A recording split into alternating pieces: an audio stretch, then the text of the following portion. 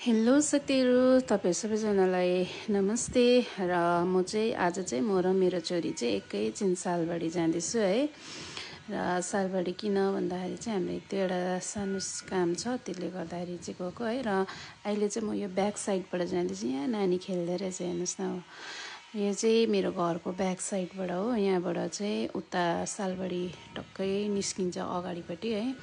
यो चाहिँ चर्च हो है, हाम्रो घरको यतापट्टि चर्च हो। र चर्चबाट चाहिँ सट्टै यता गएपछि चाहिँ यहाँ निस्किन्छ है। यहाँबाट निस्केपछि चाहिँ यता लेफ्ट साइड गएर परनिर उयसमा यो सालबारीको भित्र यो वाइन सपको त्यहाँनिर निस्किन्छ।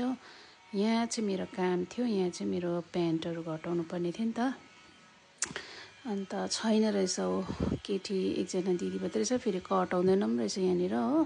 र नानीले चाहिँ यहाँनिर एक दुईवटा के सामान किन्छु भन्दै थियो, उसको त्यो कानमा लाउनेहरू र कानमा लाउने र के किनेर चाहिँ हामी चाहिँ निस्केको है यहाँबाट पनि। र यहाँ अलिक पर गएर चाहिँ यहाँ चाहिँ ठुलो ग्रोसरी छ है। यहाँ ग्रोसरीमा चाहिँ हामी सबै सामानहरू पाउँछ यहाँनिर है। नानीले केहरू किन्छु भनेर चाहिँ यहाँ पसेको छौँ एकछिन है। उसको त्यो टक्सहरू किन्नुको लागि चाहिँ आएको, खास चाहिँ उसको चाहिँ क्या माथि घरबाट उसको आप्पाले पैसा पठाइदिएको थियो। अन्तखेरि चिप्सहरू के हेर्दैछ। अन्त मेरो पनि एक दुईवटा सामानहरू थियो है। र हामी अब यहाँनिर पनि एक दुईवटा सामानहरू किनकान पारेर चाहिँ आमा छोरी चाहिँ फेरि बाहिर निस्किनु भनेर चाहिँ हेर्दै थियो। फेरि उसले के सामान हेर्ने अरे, र फेरि हामी चाहिँ बाहिर निस्क्यौँ है।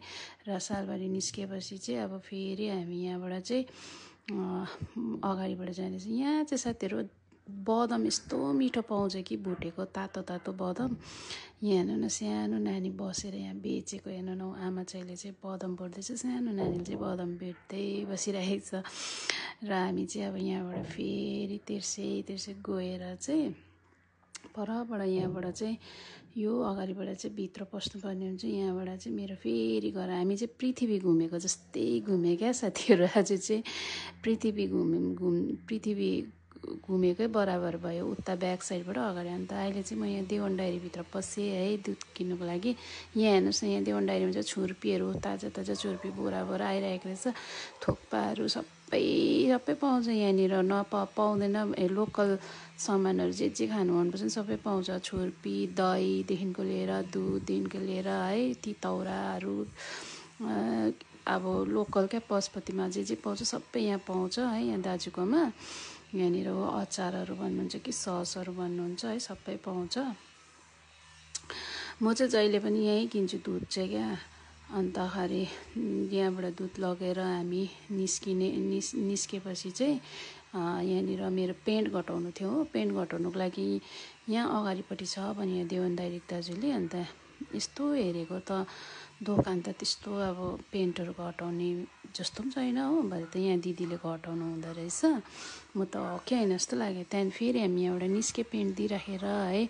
र दिएर चाहिँ यहाँनिर चाहिँ फेरि यहाँ अलिक पर चाहिँ नानीले लाफिङ लान्छु भनेको थियो, लाफिङ र मोमो खान्छु आमा भनेर भनेको थियो। त्यहाँ बस्दै गर अनि फेरि यहाँनिर अर्को ग्रोसरी दोकानमा बसेछ हो।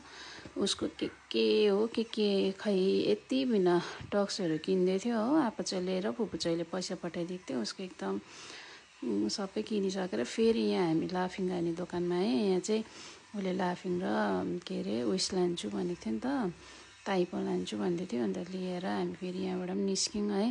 निस्केर चाहिँ अब चाहिँ हामी घर जाँदैछ है। र साथीहरू आजको मेरो मिनी ब्लग तपाईँहरूलाई कस्तो के लाग्छ है, हेरेर लाइक कमेन्ट गरिदिनुहोस्। र आजको लागि चाहिँ यति नै। थ्याङ्क यू फर वाचिङ सबैजनालाई। Bye bye, take care.